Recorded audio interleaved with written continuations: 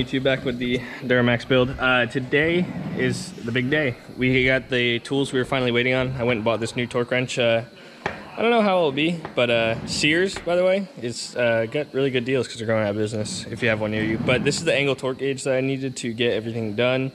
So you set this on, you line this whole thing, dial moves and everything, and basically you go 60 degrees. So I'll explain it more when I actually go to use it. It's a little bit hard to demonstrate right now, but anyways, got our torque pattern. I was gonna get a paint marker to write them all down to make it a little easier, but I'm not gonna worry about that. We did not apply any stuff to the threads on the bolts because it comes with pre-applied coating, but I am getting some ARP torque lube for under the heads of the washers of the bolts. So we're gonna apply that to it. Start torquing all these down. There's the 4 steps to it, so it's like 39, 59, or it's 37, 59, and 60 degrees. So as I was saying, we didn't mess with the threads at all, but I did apply ARP torque lube to the underside of the head and the washer. Does anyone recommend this? I don't know. Most people put studs in it anyways, but it's probably a safe practice. It's going to create a better torquing surface. So these bolts are looking kind of dry at the top anyways, so it should give us a perfect amount of torque. We're going to go through, get these bolts all set down, then basically just start torquing them. And like I said, here's the torque sequence. So you basically go like in and work your way out, starting from the center. The first torque is going to be first torque is going to be 37 foot-pounds, and then 59, and then 60 degrees and 60 degrees, and that's where this thing comes in. So that's where we'll go over this once I get all the bolts set to where they need to be. It's a 17 millimeter 12-point half-inch drive. So we're gonna get to it because I want to get this truck done. So I'm going to put you guys on a time lapse and start torquing.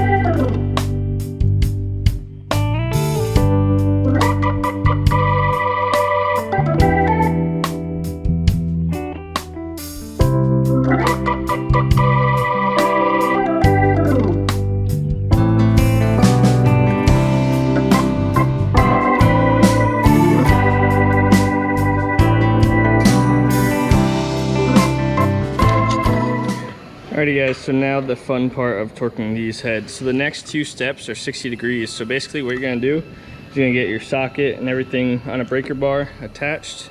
You want this set to 0, and then you're gonna take this rod and set it up against something. So I'll show you in a second how I'm gonna do each one.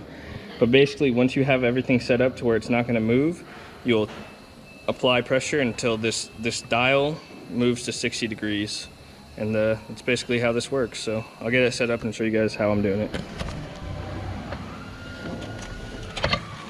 Alrighty guys, so you can see how I have it set up. I have it up against the valve. There's no pressure that's gonna be applied to this. It just holds it still. So you just need something solid to stop this from moving. And basically what you're gonna do is you're gonna watch this gauge. I'm not gonna be able to film this while I do it one-handed, but you're gonna just, as you spin the bolt, this will hold the dial in place because you can see the whole thing moves. So when you line it up on 0, you rotate the bolt until it reaches 60 degrees, and that's 1 step. So I'm gonna go ahead and do all these now. This is probably the hardest part about doing stock head bolts, but we're gonna get it done. That way we can get this motor back together. Alright guys, we have our new Merchant Automotive push rods out. We have the head fully torqued down and ready to go. Angle torquing sucks, get head studs. But I blew out the holes for everything just to make sure everything was clean. I'm going to put some motor assembly grease on the bottom and top of these. Well, on the bottom of these, just a little bit. You don't want to put a lot. You need to get oil in there too. But just so that way on initial startup we're covered. I'm going to lay these in there just that way everything's ready to go and no dirt gets on top of the lifters or anything because they're already cleaned. So basically this side is just about as far as we can get until we get the injectors back. I can do a little bit more, but I'm gonna wait. I might do the rocker arms and everything now too, but I don't know. I gotta see if it's gonna get in the way of the injectors or not. So basically, I don't think it will because you can pull the injectors without pulling all this apart. So I'm gonna clean all this stuff up and get it ready to go.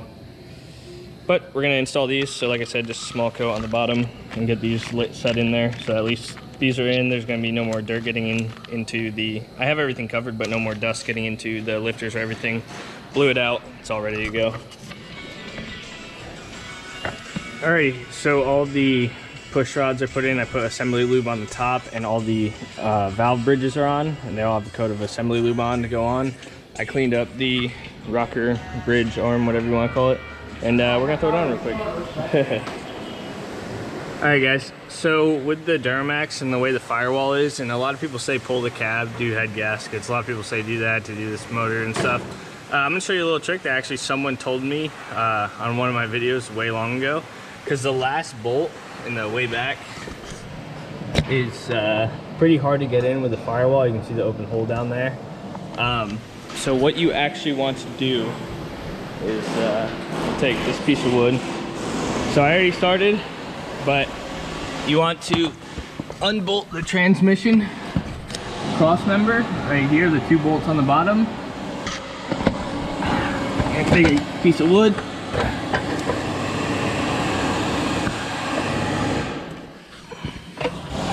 put it underneath the truck. That way you don't crush the pan or anything. It's a nice even surface. You're actually going to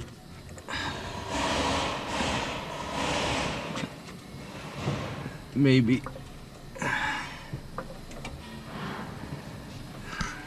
stuck here.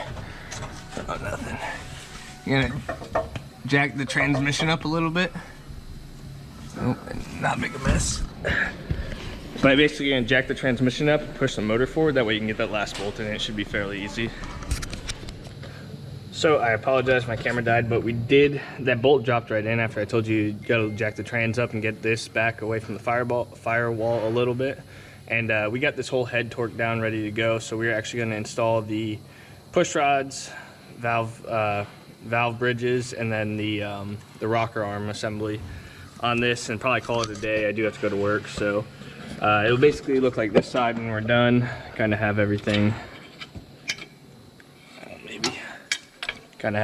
installed, ready to go. I didn't move the valve lash adjusters at all, so it should be pretty good, but I'm still gonna check them all obviously once everything's back together and on.